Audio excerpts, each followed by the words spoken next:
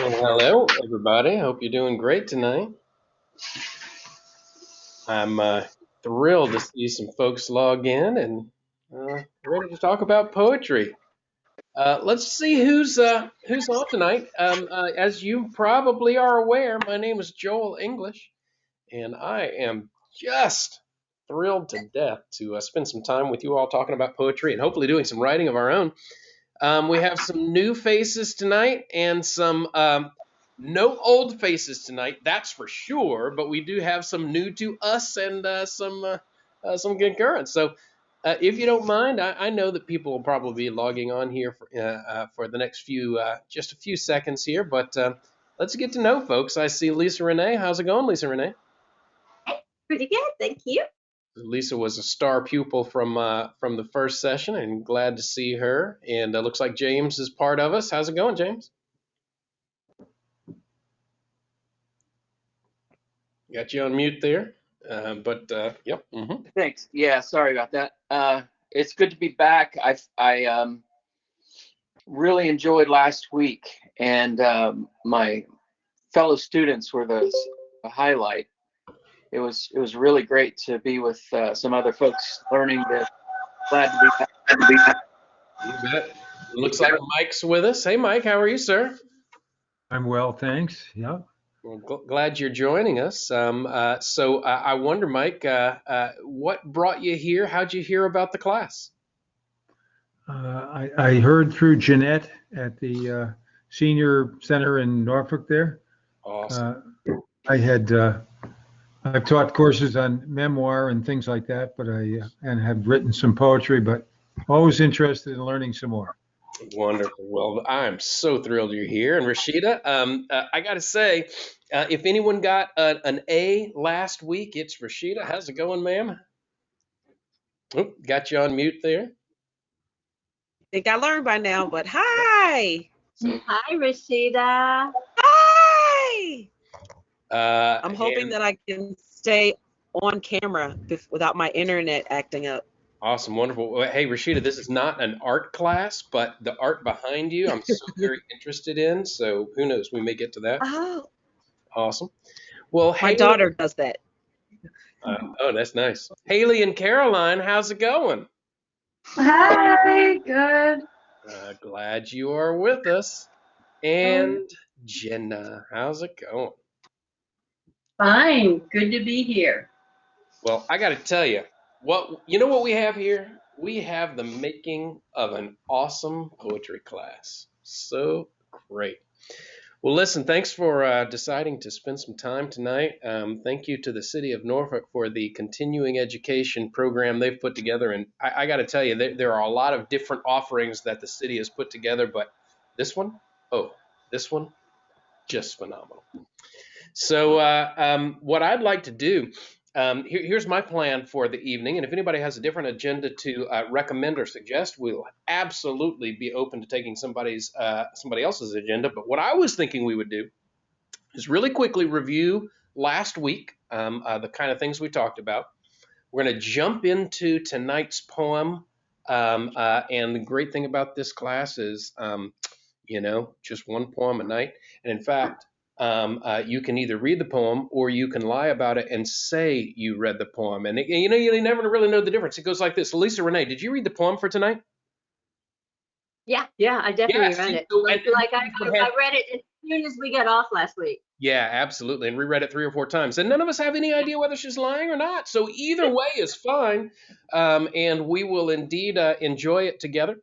As you know, what we're going to try to do is read one poem per century for the last 6 centuries since the invention of the printing press. We're going to talk about that invention and why it is that we would even talk about that tonight. We're going to read the poem, and then we're going to talk about what it might do to launch more. But I thought where we would begin would be to talk about what we did last week.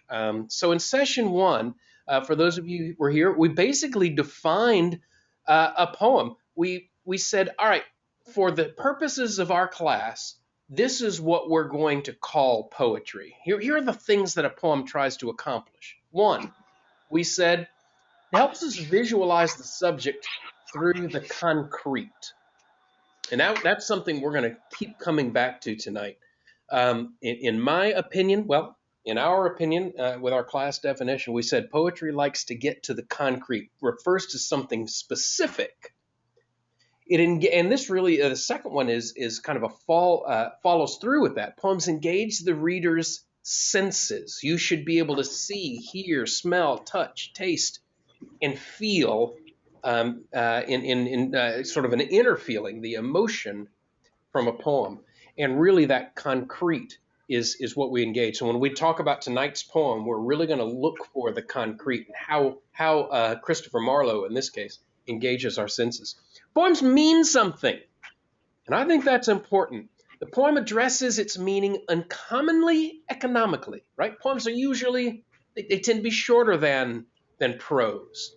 They do it economically, but sometimes it's sneaky. Sneaky is another way of saying sometimes the meaning is hidden. Sometimes it takes several reads to get there. But really, there can be a sneaky way to get there. Poems demonstrate formal experimentalization or experimentation. The sound of the language, the rhythm, the rhyme, can be playful, and we said there's flow there. Yep. Mm-hmm. Like a good insurance commercial, there's flow. And poems emphasize the voice of the author. The language lays the author out there, right? So there's voice in there. And I will say, of those 5 definition or defining traits of poetry, I would say that 5th one, the voice, is probably the hardest to define. If I were to ask you, where do you find the voice? Where does the language sound come from? That's probably the hardest one to define. So I will have I really want to engage that one as we go. So we're going to use those 5 defining traits of a poem to enjoy the poetry that we read as we go. Now, so where I want to start here for today is this. Still one review. When we got those definitions of a poem last time, what we said was this. Okay, is this a poem? Farm equipment is important. And we all kind of said, nah, there might be something to work with there, but that's not a poem. And then we said, we started drafting our own. I gave you an example of what it might look like for farm equipment is important to become a poem. And I pulled out William Carlos Williams. So much depends upon a red wheelbarrow, glazed with rainwater beside the white chickens. I think in every aspect, that is a poem, right? We've got a number of things going on, and that's poetry. Now, where I wanted to shift next is this. So I always am going to encourage you all, when we're done with our session, to experiment with poetry, and please send it to me. What I'm going to do from this point forward, when you send me poems, we're going to workshop it together. And what I mean by workshop it together is we're going to have some back and forth on email, and I'm going to try to work with you, and we're going to perfect the poetry together. And the more time you give me to respond to you, the more we'll give and take. But Jenna, who was not on with us last time, but did watch back, sent me her poem, and it was entitled "Farm Equipment is Important." Let's read it together. You ready? Jenna, would you read it for us?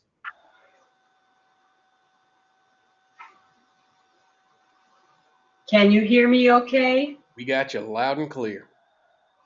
And before you start, let me encourage everyone, if you have a beverage tonight, as you listen and enjoy Jenna's poetry, don't just drink it, kind of swirl it thoughtfully. You know, maybe rub your chin. A chin rub, a thoughtful swirl will help you enjoy Jenna's poem even more. Jenna, go right ahead.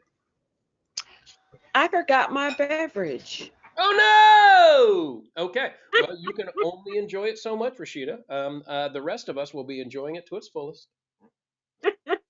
Jenna, go right ahead. Farm equipment is important. Now let me tell you why. Without the plow, the horse, the fuel, the task would make you cry. Bill sure did like the shine of chrome with power of engine blast. But rusty, trusty farm equipment could do the job at last. He loved the smell of sweaty mares and upturned dirt and roots. The horses had Bill trained so well, he followed in muddy boots. Bill tried the powerful row crop tractor till it lost its gas. Bill said the horses had it right. You can't improve the past. I love Oh, Jenna. So good. It's great.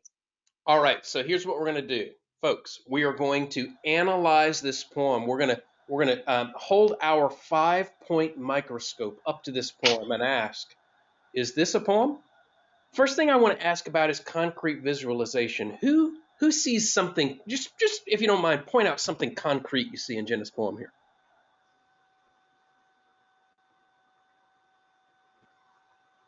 The power of engine blast.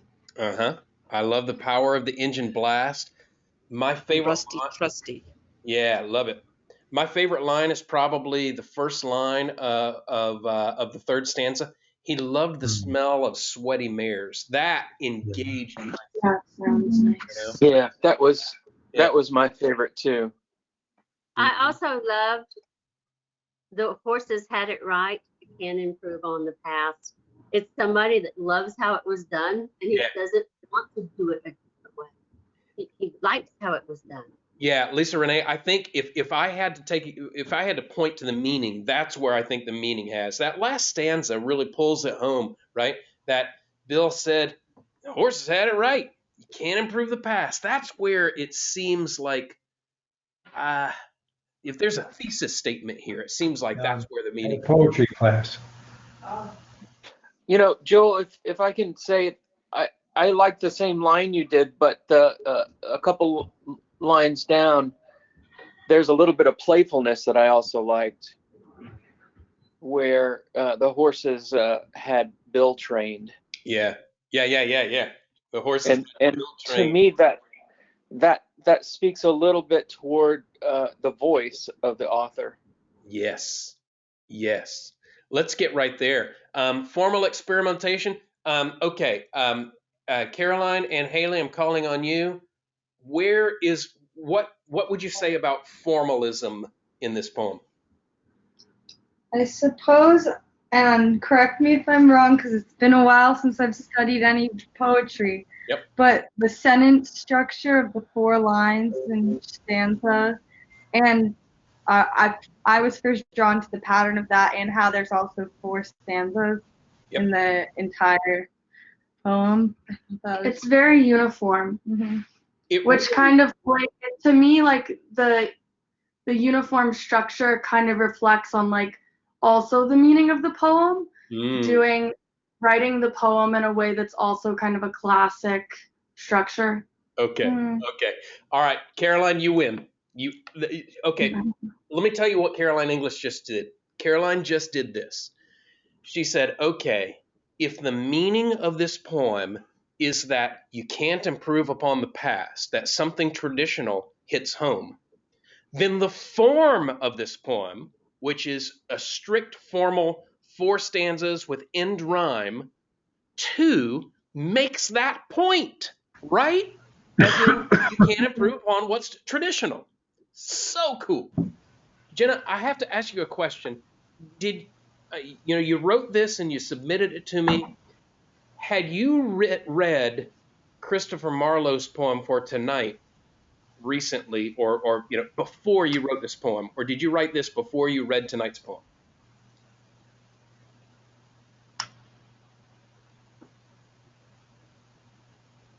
Hey, Jenna, you're muted.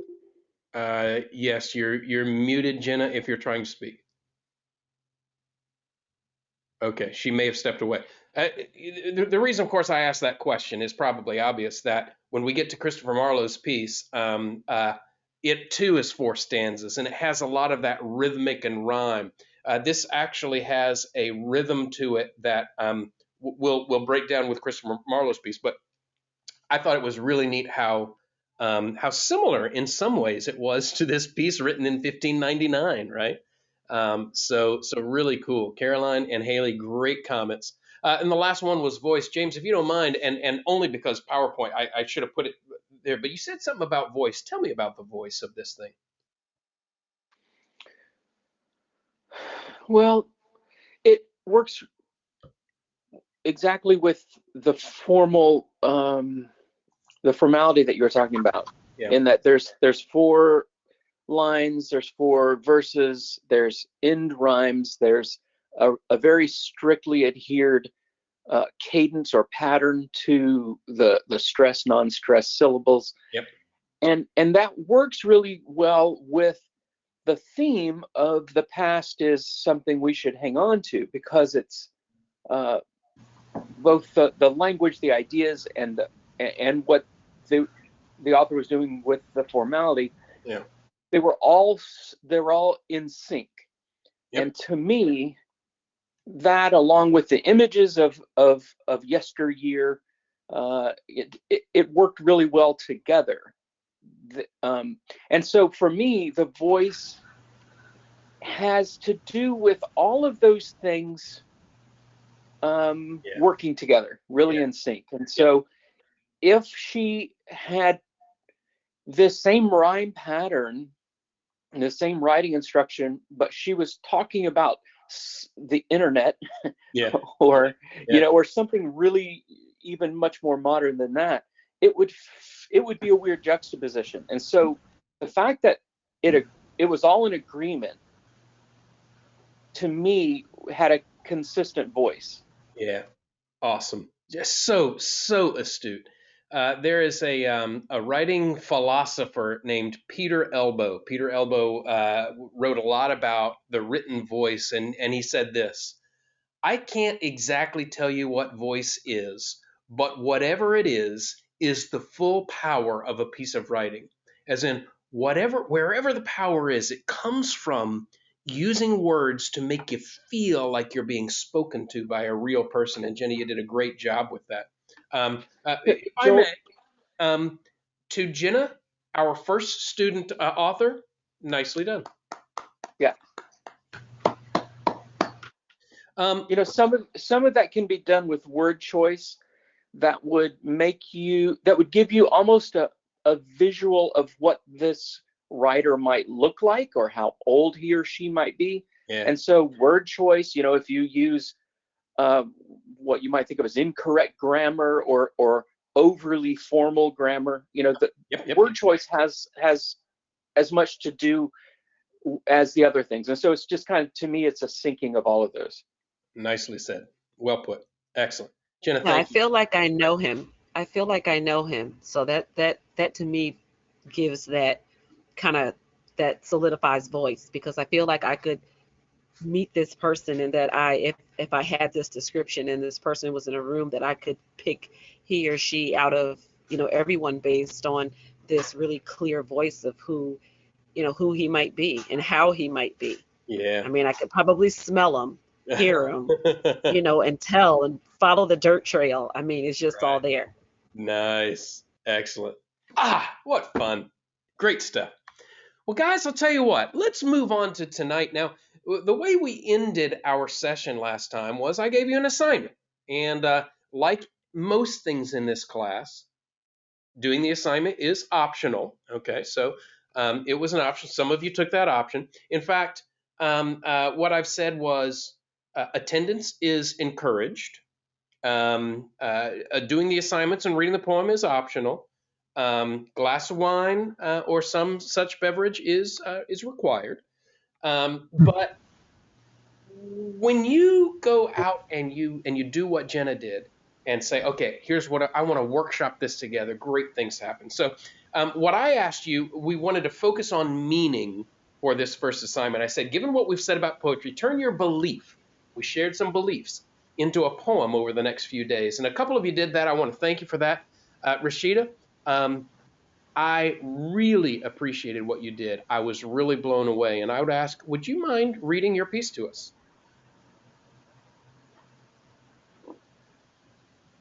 Okay. Gratitude holds space between the drowsy curl at day's work end and the elation of inspired commune. Aroused by word, lured in, retreating to bliss and poetry. That's very nice. I mean, the sounds the sounds that you aroused in that were so beautiful. I also the physicality, the space, those first three lines long and the others short. There's something really interesting you did in that. One thing we said about meaning is sometimes poetry creates meaning in an efficient way, and sometimes it does it vaguely, right? So if I was to say real quickly, what did she mean by that? I couldn't do it real quickly. I'd really have to talk through it, wouldn't I? Yeah. That first line, gratitude holds space, really interesting. Now, Rashida, I have a critique for you, and the critique is consider a title. Now, you will notice that I just used your first line as your title for that poem, and that's okay. But as you think back, Rashida, about this poem, I want you to kind of decide whether you like what I did to create your title, or whether a different title might illuminate something different. So totally your choice. But that first line I thought was so compelling. Gratitude holds space. I couldn't tell you exactly what it means, but it stops me every time. Really neat, really cool stuff. Any thoughts about Rashida's piece? Rashida, I loved it. It sounds to me, when you say between the drowsy curl at day's work end, because you're slowly coming down into the precipice of a single word almost, it seems like you're ending your day with this really almost whispered effect. You know my favorite line was? Lured in. Listen how the spacing, the way she ends her sentences in the second stanza slows you down and makes you really absorb each concept. Aroused by word. Sorry, let me try that again. Aroused by word, lured in, retreating to bliss in poetry. So nice. So nice. Thank you, Rashida. One more. Thank you. So one more. James took the option to say, all right, I got some time. I'm going to complete this. I know that I wanted to take my belief and turn it into poetry. And again, James did something similar to Rashida, and that is James chose not to entitle the poem. And so I used the first line, just like I did with Rashida's, to give that title. And James, I'm going to tell you, I actually hope you dislike that title. I hope you are dissatisfied with that title. I hope this title that I put on there, which is just your first line, motivates you to consider whatever the title might be. So feel free to do that. But if you don't mind, would you mind reading the poem for me? I remember the day you were so happy you smiled, spread your mouth so wide I could see the teeth you usually hide.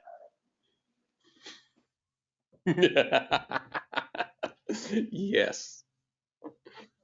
Hit us one more time. I remember the day you were so happy you smiled, spread your mouth so wide I could see the teeth you usually hide. I find it interesting, the capitalization in the two U's, because it's the same subject, but there's some sort of shift between those two. So, Awesome. Caroline, you are an advanced student, I can tell you.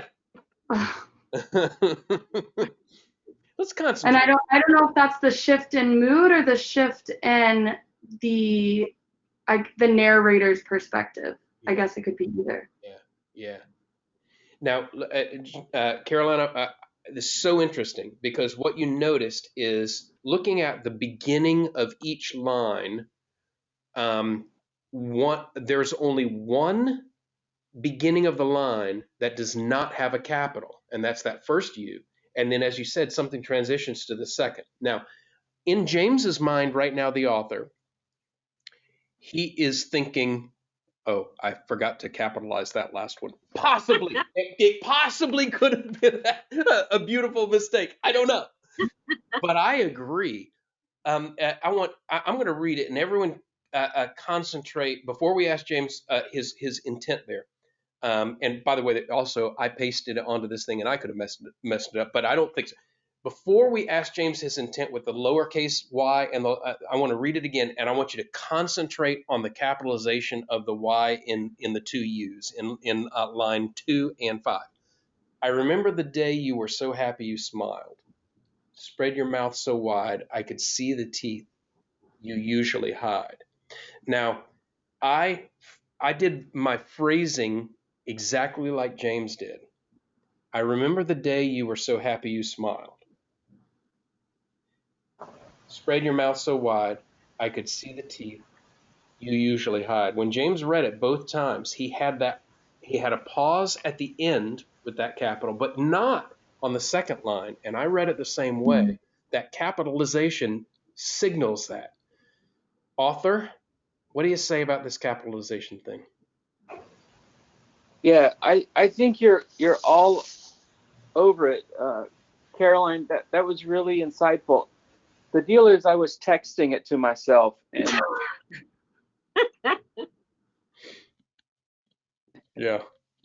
Well, I do even doing in my own interpretation, it sounds like the second view is before maybe the two characters are as close, because if they're the teeth that they usually hide, then they're hiding something, but now they're being vulnerable with that person. And maybe the narrator, normally like when I use capitalization of a person, it's to maybe like glorify that character.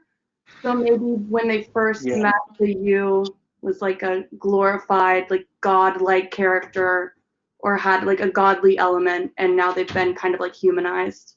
so yeah, you're right. But you're right. What I couldn't decide is if I wanted a period after I could see the teeth, and then you usually hide would be a standalone sentence. Yeah.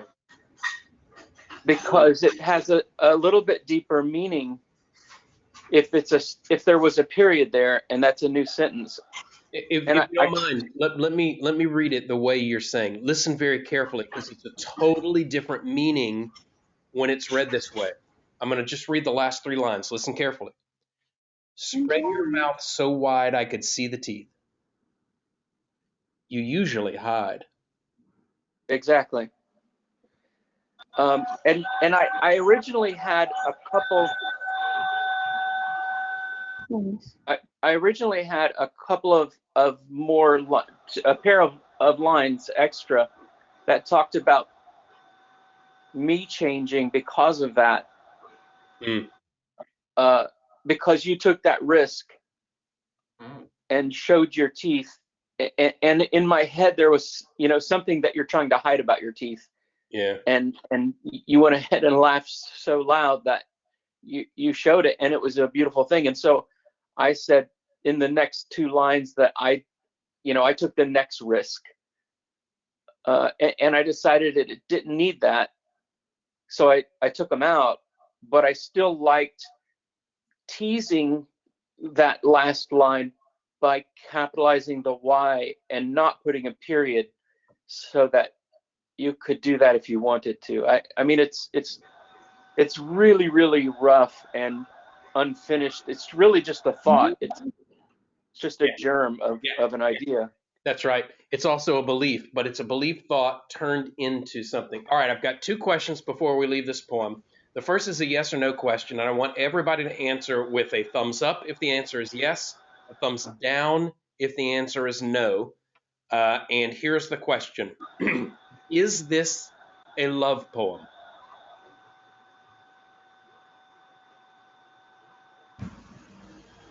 I think I see all thumbs ups. I agree. I feel that this is a love poem. Second question is not a yes or no question. It's it is a short answer poem, and that is a question. And the short answer question is this: What is the concrete image from which meaning is made? Anyone? Can you repeat the question? What is the concrete image, the thing that I can see with my that I can gather with my senses, from which meaning is made? What's the image? The image for me is a new relationship where she knows her teeth aren't perfect and he's afraid he will judge her. Yeah. Yep. I would have answered the question teeth. And something about those teeth stopped me every time I read it. I could see the teeth. And from there, from that image, I see teeth with the and everything's kind of all the meaning comes from that image. Teeth. Oh wait, usually they're hidden, but there's a smile and there's this happiness and then there's this remembering the day, and that's where the meaning is. This day where things changed. Like Caroline said, you turned into you. When I saw the smile and the teeth showed that usually were hidden, and suddenly I'm in love. Really powerful little image there. Yeah. James, thank you. We're going to come back to that poem because I think it can lead us in some great ways. Thank you. Thank you everybody who decided to say, yeah, I'll do some poetry, and I hope we'll continue that. So let's So, talk about. Joel, Yeah, go ahead. I'm sorry.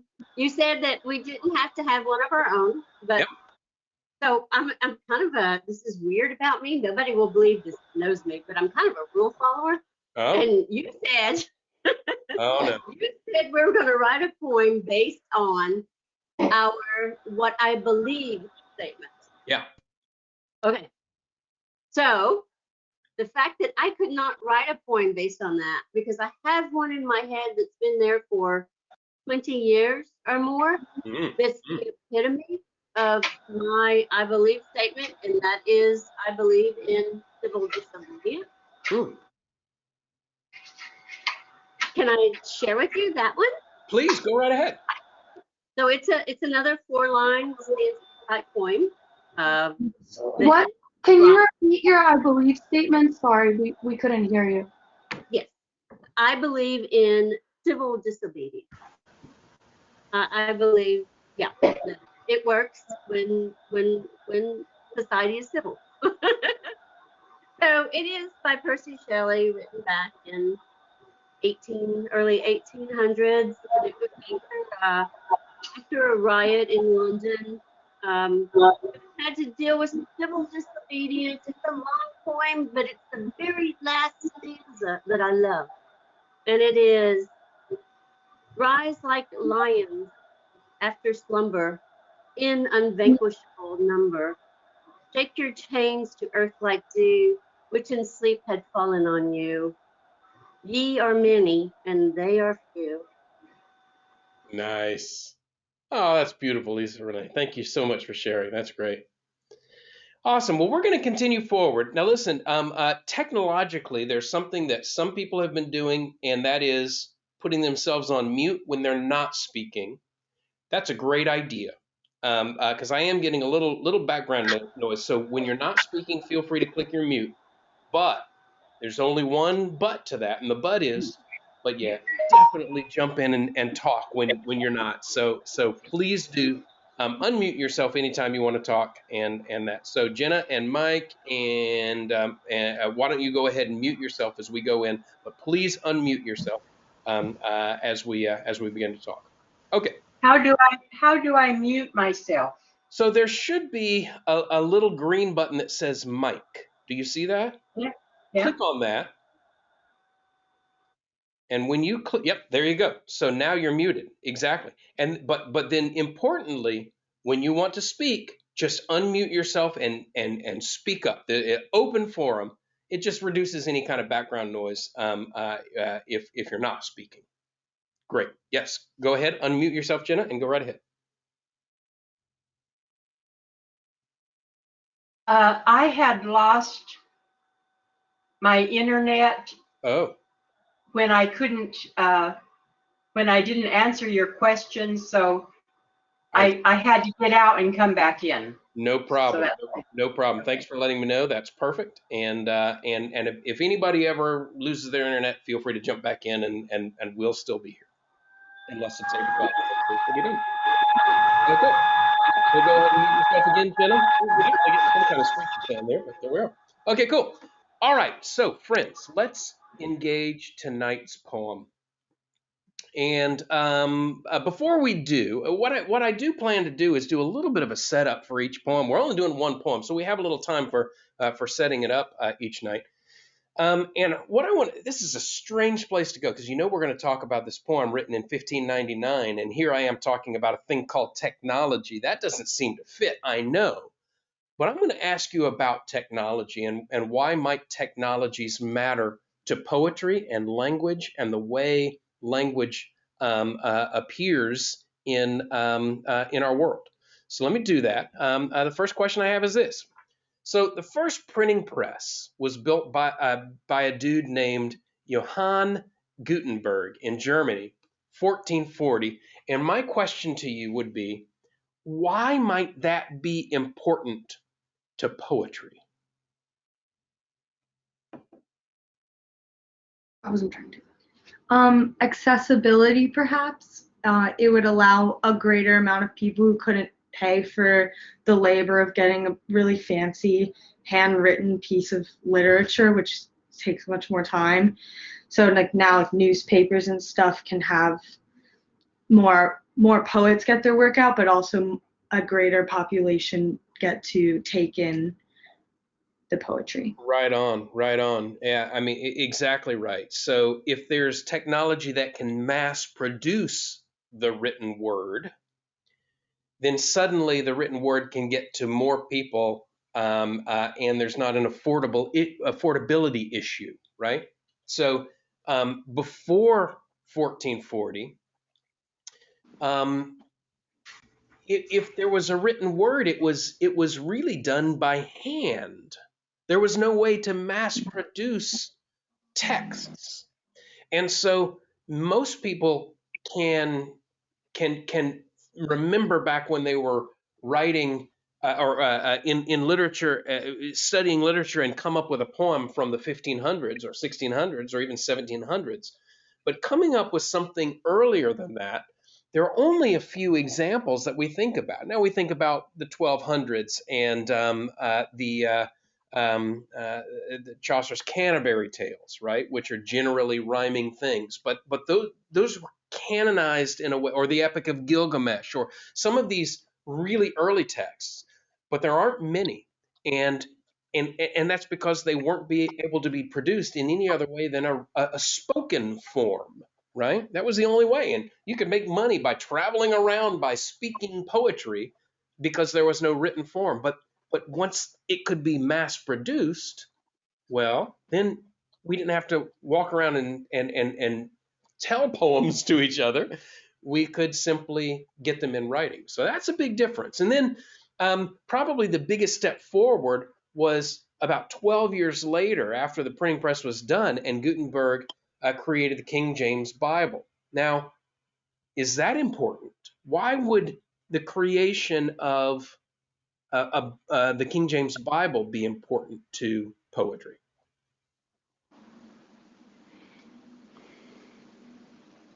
Really? Well, Yeah, go ahead.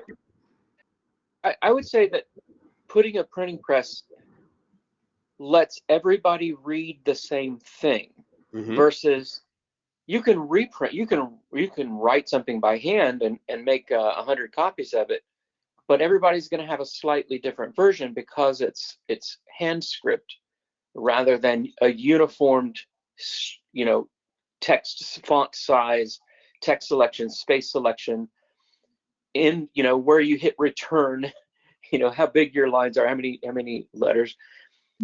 And then as far as the Bible goes, it puts, the big thing that I can think of right away is it puts this document in the hands of the people, makes it somewhat affordable so that you can see it for yourself.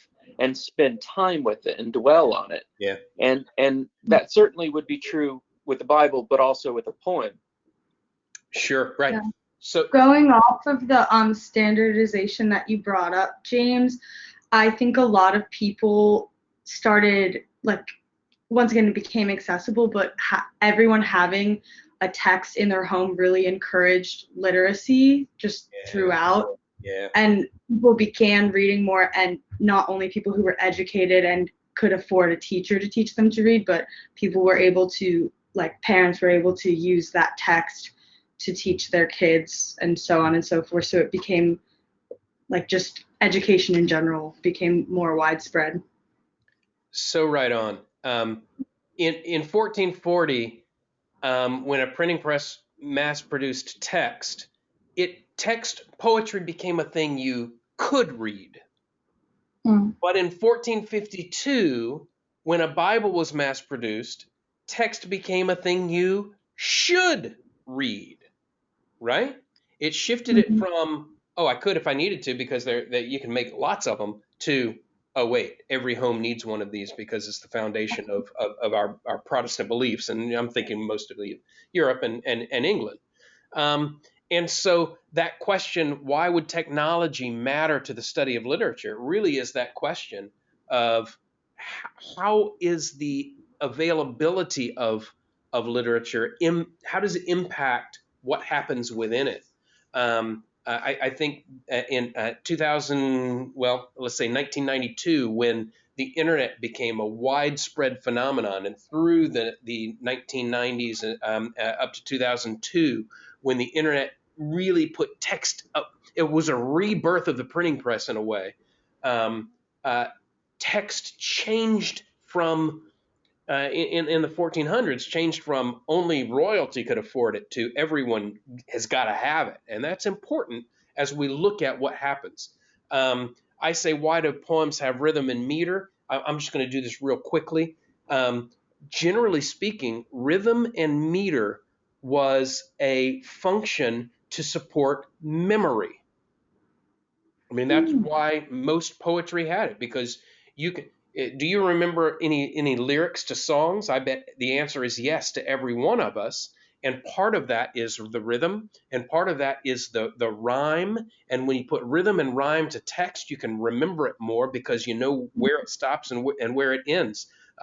In 350 BC, Plato, and this is going way back, but Plato said this about this new technology that was writing. Now, he was talking about handwritten writing when ink was first formally available, and that was really a launch to written text in any way. Plato said this: if this new technology called writing becomes pervasive in our society, it will kill memory. Now, up until that point, memory was a class. It was a skill. It was something that every child must learn, how to memorize texts, right? And rhyme and rhythm was simply a part of text that made it easy to remember. But guess what? When we started to write it down, we had no need to memorize again. And in the 1400s and 1440, when the printing press came around, we know there was nobody had to remember anything. And do you, any one of you, remember your memory classes from grammar school? The answer is no. We don't have memory class anymore. We don't need it because texts are readily available. And we might bemoan that, we lost the art of memory. Plato certainly did. Gutenberg said, forget it, I can make a lot of money off of this. And he was absolutely right. And today we don't even remember memory as a thing. Ain't that special? That's kind of fun. And why would any of this lead to a renaissance? We're going to talk about that next time. I've entitled this session Pre-Renaissance, just before a rebirth of art and culture. So we'll return to this question next week. Why would the printing press naturally lead to a rebirth of art and culture in Europe We'll get to that. But what I'd like to do is go ahead and leave that and read together the passionate shepherd to his love. So this is 1599. 1599, right at the beginning of the English Renaissance. Christopher Marlowe and the passionate shepherd to his love. Come live with me and be my love, and we will all the pleasures prove that valleys, groves, hills, and fields, woods, or steepy mountain yields, and we will sit upon the rocks, seeing the shepherds feed their flocks, by shallow rivers to whose fall melodious birds sing madrigals. And I will make thee beds of roses, and 1,000 fragrant posies, a cap of flowers, and a kirtle embroidered with all the leaves of myrtle, a gown made of the finest wool from which our pretty lambs we pull, fair lined slippers for the cold, with buckles of purest gold, a belt of straw and ivy buds with coral clasps of amber studs. And if these pleasures may thee move, come live with me and be my love. The shepherd swains shall dance and sing for thy delight each May morning. If these delights of thy mind may move, then live with me and be my love. It's a love poem. Christopher Marlowe. Cool guy. Christopher Marlowe, born in the mid-century of the mid 16th century. That's right around the middle of the 1500s. Kind of a rich kid. Went to a wealthy school in England, and is commonly known as a contemporary with Shakespeare. Shakespeare wrote a lot more plays than Marlowe did. Both of them playwrights. And my personal opinion is because Marlowe spent a lot of time getting every word perfect, while Shakespeare spent a lot of time getting every thought perfect. And Shakespeare's poetry is beautiful, but in my opinion, I think Marlowe gets an edge over everything being so well perfect. Really, really interesting stuff. This is considered a pastoral poem, and we'll talk about that a little bit more. But before we do, let's talk about each of the 5 aspects that we find important to poetry. And I'm going to ask us to be real brief, because we one thing we do here, we finish on time. So we'll make sure we do that. Real quickly, what concrete visualization stuck out to you? Anybody?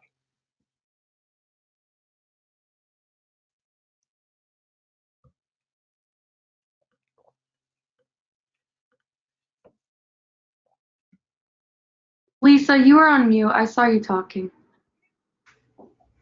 I know he told me to mute myself. It's nature. It's what's around us. That's right. It's earth. It's what we have. Yep.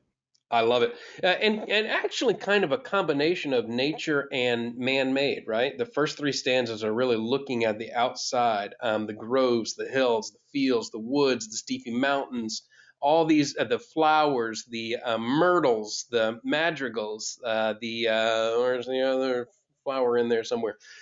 All of these beautiful, the posies, beautiful pieces. And then on the right-hand side, we start looking at the man-made beauty.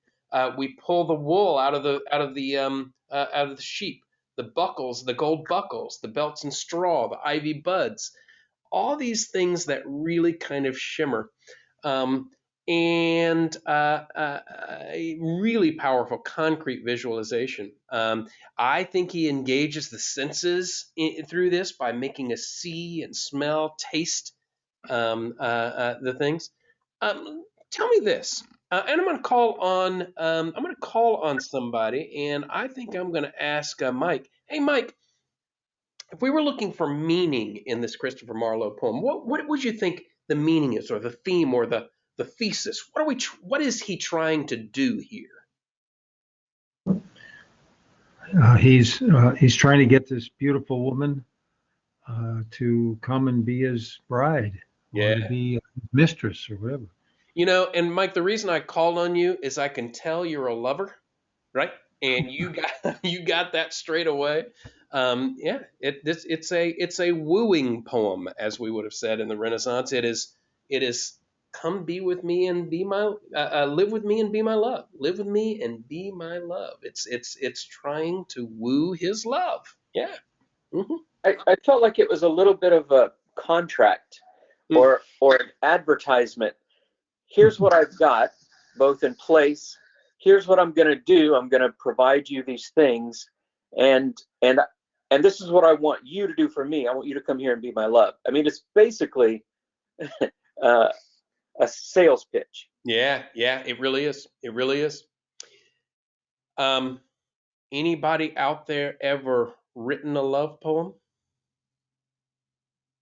I'm gonna raise my hand on that one. Mm-hmm.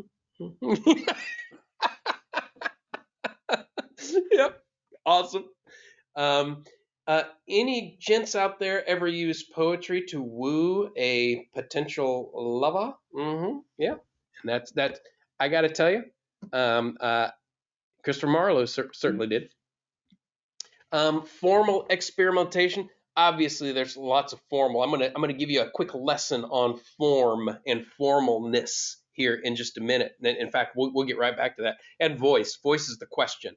This I think that the rhyme and rhythm of this piece really creates the voice. Let me give you a little English teacher nerddom here about this poem. So basically, it's a pastoral poem, and so many of them were basically from ancient Greece through today.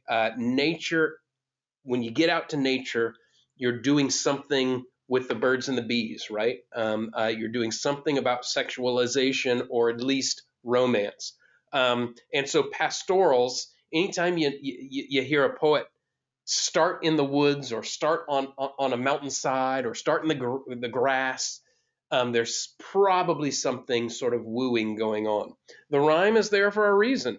One, because this is actually pre-Renaissance. Marlowe wrote in a time where the printing press was not necessarily printing all the poetry, and there was a lot of memory. So the rhythm and rhyme is there for a reason, to remember. Love poetry. Why do you think there's so many love poems? James, tell me why people write love poems. It's a way to say I'm doing something different.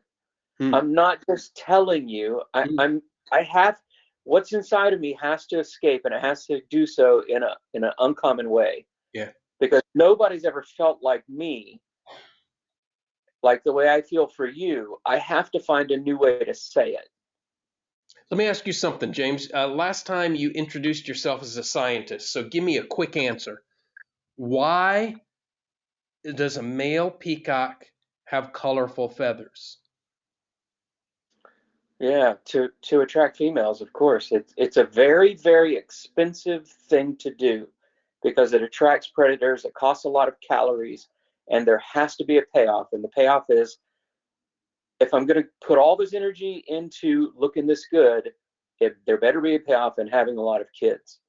And so it's just an economics. So I'm here to say I believe that one of the key traits of being human is the ability to use symbolic language, the ability to use language to communicate. And from an untrained eye, one of the key traits of being a bird is to have feathers. And if it's true that a bird's key trait, one of the traits is to have feathers, and it uses that to seek a mate, so too does one of the key traits of being human, using language, is used for that same thing. And I guess there's something about chirping and abdomens, in the natural world that does it. And I'm just telling you, what we see in this Christopher Marlowe poem is just another version of the need to procreate. And I think it's a very natural thing. Really interesting. Here's something nerdy for you. The meter is iambic tetrameter. Iamb means 2 syllables, and tetrameter, that's 4 beats in a measure. So when you read this, you hear 4 feet, we call them, of iambs. Iambs is da-da, da-da. Now here's something, here if you want to be a real nerd, Iambic pentameter, we all know, is what Shakespeare wrote in. The science of the day, this is not real science, it's pseudoscience, but the science of the day said the heart beats in iambs. Boom, boom, boom. And the human breathes one time every 5 heartbeats. Da-dum, da-dum, da-dum, da-dum, da-dum, breath. Da-dum, da-dum, da-dum.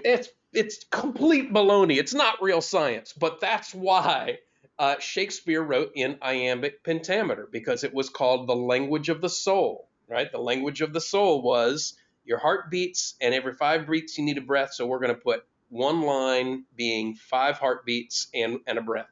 It's crazy. But at any rate, this poem is iambic tetrameter. That's iambs with 4 feet per line. Come live with me and be my love, and we will all the pleasures prove that valleys, groves, hills and fields, woods or steepy mountains yields, yeah, blah, blah, blah, blah. I'm going to tell you, this kind of rhythm is one of my least favorite parts of poetry. I'm not a big fan of this kind of rhythm, but that's what we're seeing when we see this. Come live with me and be my love, and we will all the pleasures prove. So when I read it well, I'm not really emphasizing that rhythm, but I'm playing with it. So let me read that stanza. Listen closely. Come live with me and be my love. And we will all the pleasures prove that valleys, groves, hills, and fields, woods or steepy mountains yields, and we will sit upon the rocks, seeing the shepherds feed their flocks by shallow rivers, to whose falls melodious birds sing madrigals. Nice. Yeah. Nice poem. Nice poem from the 1500s. So, yeah. Glad we did that. I got to tell you, this was a love poem. And here we are in February. We're closing out February, right? So we got to talk about love. The poem that we have next week is also a love poem. And I think it's better. Written by one of my favorite dudes, John Donne. But we'll stay in that love piece. And what I'm going to ask you to do is think about love this week. I'm going to ask you if you are one that would like to engage in your writing assignment. We're going to write a little bit of love poetry. Before we do, I want to read one of my favorite love poems that I've read recently, and here it is.